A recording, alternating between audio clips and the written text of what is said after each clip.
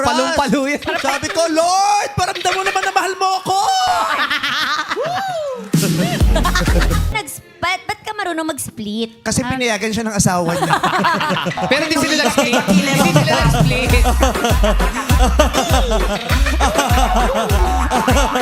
Diba? Ang sarap kayo mag-split, lalo na kung pinayagan ka ng asawa mo. True. Di, oo. Oo, saan ka sumasayaw dati? Sa choir.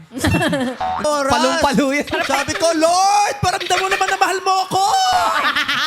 Ba't nakalapit? Bakit? Pinapalo ko yung siomay. Ay, sorry. Tayo na naman ang may kapintasan, no? Siya na naman talaga Siya yung... talaga ang pinaka-perfect na tao. Grabe ka. Wala ka makikitang mali. Oo. Sige na. Kami na ang masusunog sa dagat-dagatang apoy. Ikaw lang ang masasalba. Ikaw na yung perfect. Dagat-dagatang apoy. Taray. Paano pag si Ma'am gusto niyang bumalik sa pagsasayaw, susuportahan mo ba siya? 100% po.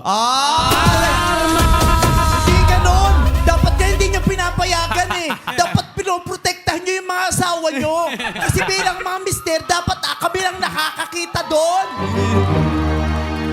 Supportive husband. Oo, support siya. Parang nakailang nood ka nun. Ang dami. Perfect mo eh. Pati yung mga kalumalumaan eh. Ay, natanggal pala siya una-una sa Starstruck. Nahukay mo pa yung luma.